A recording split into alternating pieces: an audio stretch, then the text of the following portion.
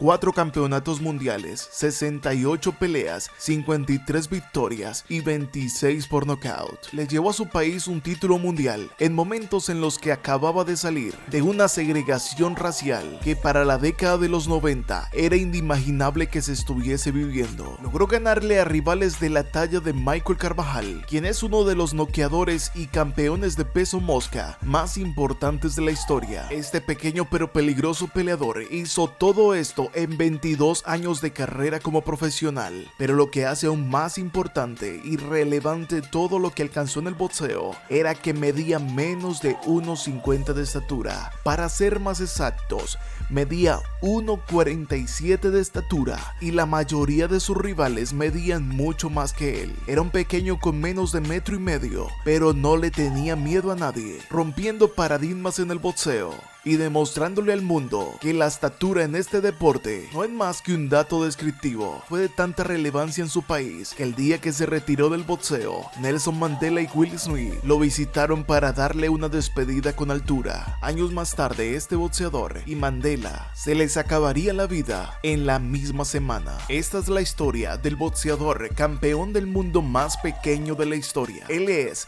Jake Matlala. WBO Junior Flyweight Champion of the World and the challenger, Jacob Baby J Matlala.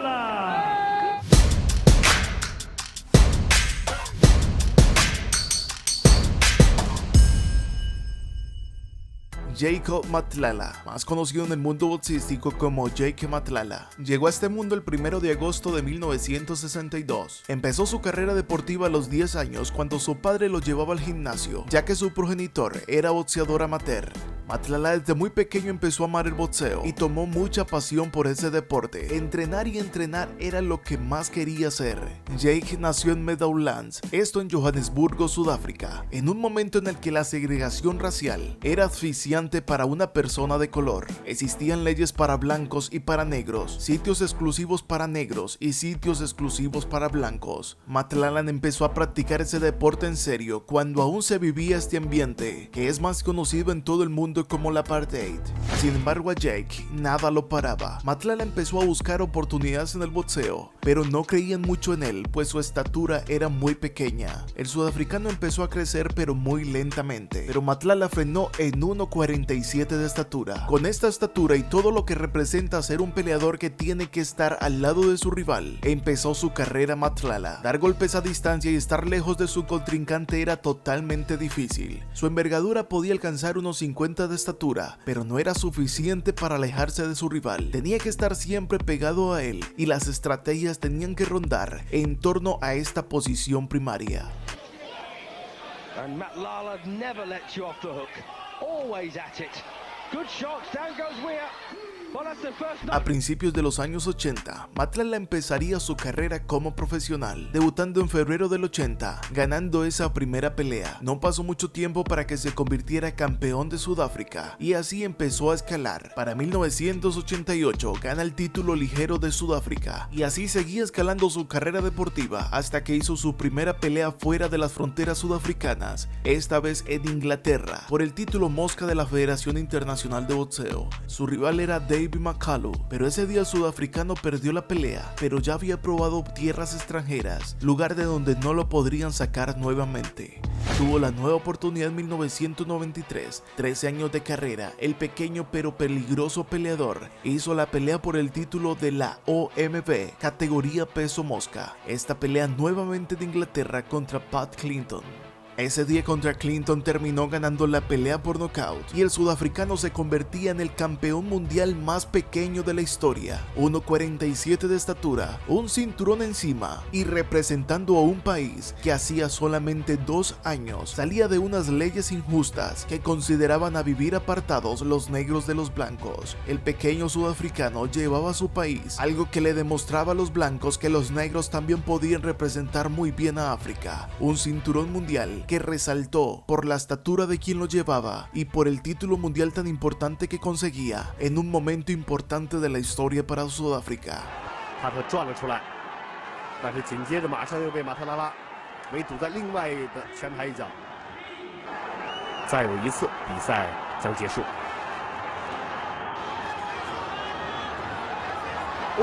又是一记左手的摆拳。 Así defendió este título en varias ocasiones, algunas de ellas en Sudáfrica y otras en Inglaterra, hasta perderlo contra Alberto Jiménez, perdiendo esa pelea por nocaut.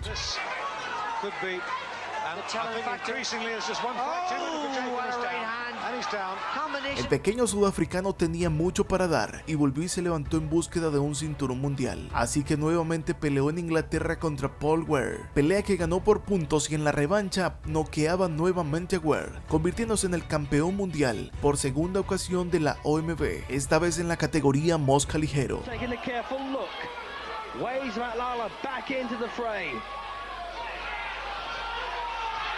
Well, desperate moments now for Wade. He's gone again.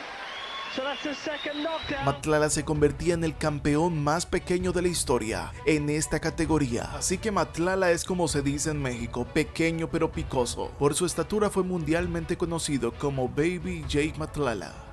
El peligroso peleador sudafricano seguía avanzando sin tenerle miedo a rivales importantes y en 1997 se enfrentó contra Michael Carvajal. Michael Carvajal es uno de los peleadores peso mosca más exitosos de la historia y uno de los noqueadores más importantes en esta categoría. Al momento de enfrentarse contra Matt Lala, tenía 48 peleas en donde había ganado la mayoría de ellas, casi todas por nocaut. Había perdido su cinturón ligero contra Mauricio Pastrana, pero quería ser nuevamente campeón mundial. Michael medía 1,66 de estatura y se enfrentaba contra un hombre que tenía 19 centímetros menos que él. Si quieres conocer más detalles de la historia del noqueador Michael Carvajal, te dejo un enlace en las tarjetas y en la descripción. Ese día era la primera vez que Matt Lala peleaba en los Estados Unidos. Matt Lala supo hacer la estrategia, golpeaba a su rival con contundencia y no le tenía miedo a su contrincante.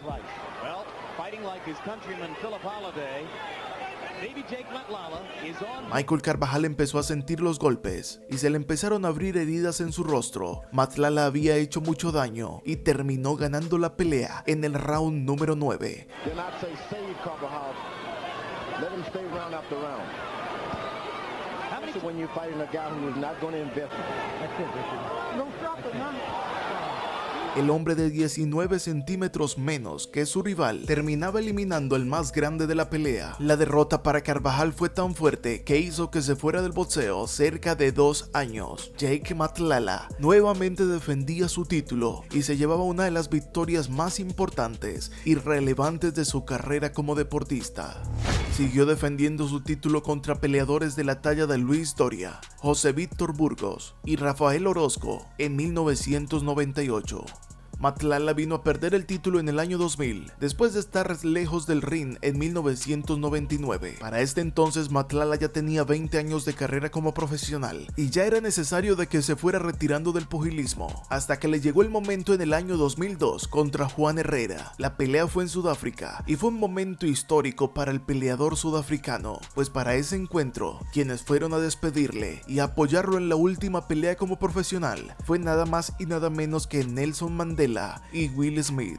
Jake Matt Lala fue un peleador brillante y un ídolo para el pueblo sudafricano, un hombre con poca estatura que a muchos los puede limitar pensando que tienen desventaja desde un principio en su vida. Para él no existían las desventajas, salir adelante estaba en sus manos y su estatura no lo iba a condicionar para vencer a quien tuviese que vencer y enfrentar a quien se tuviese que enfrentar.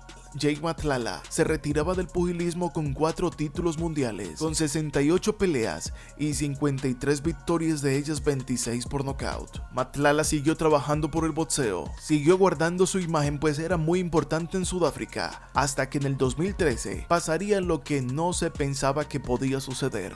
Para diciembre del 2013, Matt Lala venía enfrentando unos problemas de salud con sus pulmones. Había sido llevado en varias ocasiones a centros asistenciales, pero para esos días, el 5 de diciembre del 2013, Nelson Mandela se iba de este mundo, dejando un gran vacío en Sudáfrica e impactando también a Matt Lala. 2 días después, exactamente 2 días después, Jake Matt Lala también se despidió de este mundo, yéndose prematuramente a los 51 años de edad. En una misma semana, 2 leyendas de Sudáfrica dejaron este país, 2 hombres que marcaron a toda una nación, y Jake Matt Lala dejó la historia del ser el boxeador más pequeño de la historia. Si tienes algún recuerdo acerca de McClellan, déjalo en los comentarios y nos veremos en el siguiente video si Dios lo permite. Bye.